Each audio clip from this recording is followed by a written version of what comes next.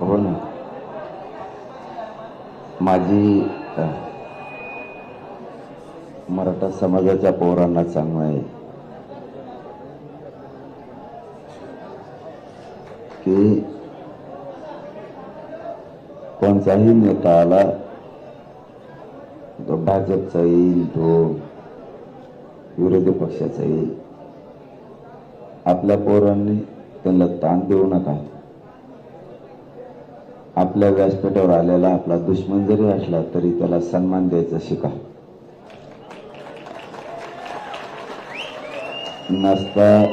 नसता मग नेते यायला भीतील, इकडे येणार नाही.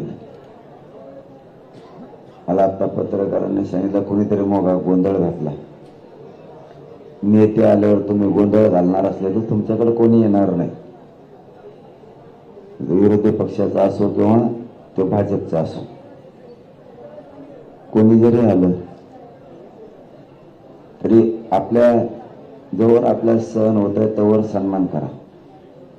ज्यावेळेस आपल्याला वाटणार आहे आरक्षण भेटत नाही, त्या टायमाला बघू आपण काय करायचं.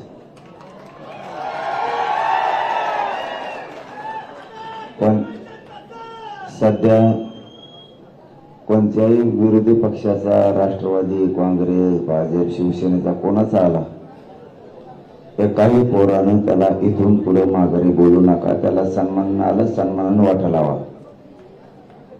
बघा आता तुमच्यावर जबाबदारी. तो गोंधळ घालणारे कोण आहे ती बघावं लागेल आपल्याला. व्हिडिओ असंच त्याचा सरकारने पाठवलेले आहेत का? मी मागेच सांगितलं ते सरकार दंगल करीत आहे. माझे पोर असं करत नाही, ते सरकारचेच असू शकते, तेव्हाच ते असं करते. म्हणजे त्यांना ते घडूनच आणायचे. त्यामुळं पोरं सावध राहा. कोणता नेता आला त्याला त्रास देऊ नका, थोडे सावध राहा. बाकी मी सगळं बघतो. मी यांची पाठपुराला पक्का आहे.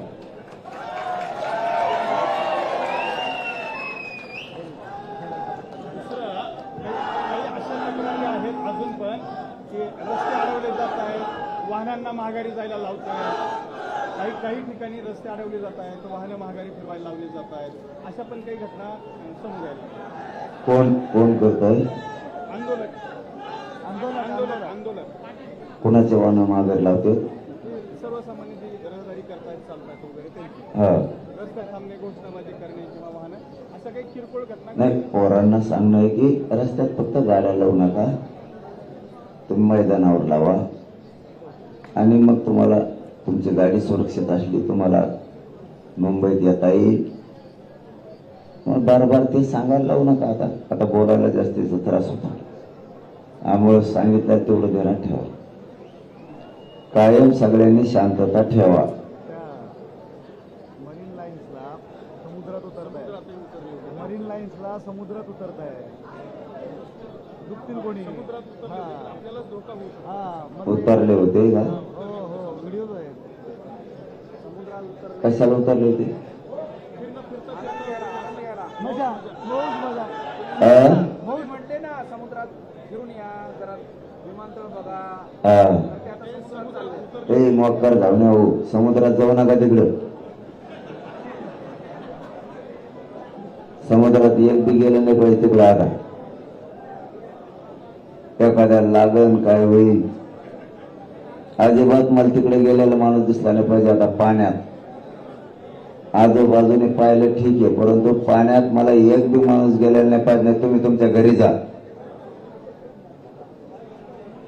तिथं आपल्याला जिंकायचं, एक माणूस महत्वाचा आहे. त्यामुळे ते पाणी चांगलं नाही शरीरासाठी, ते खारं पाणी, त्यामुळे त्यात उतरू नका. आरक्षण उपसमितीची आज 2 वेळा बैठक झाली.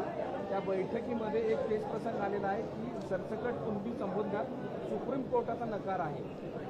आता ते तुमच्याकडे कसं यायचं असा एक प्रश्न उपस्थित देशात अडकले. आता हेच तिथे आहे. महाधिवक्ता म्हणजे ॲडव्होकेट जनरल ऑफ महाराष्ट्र त्यांनाही तिथे बोलवलं होतं. आता ते त्यावर काय तोडगा निघू शकतो याची चाचपणी करतायत. महाधिवक्ता कुठले?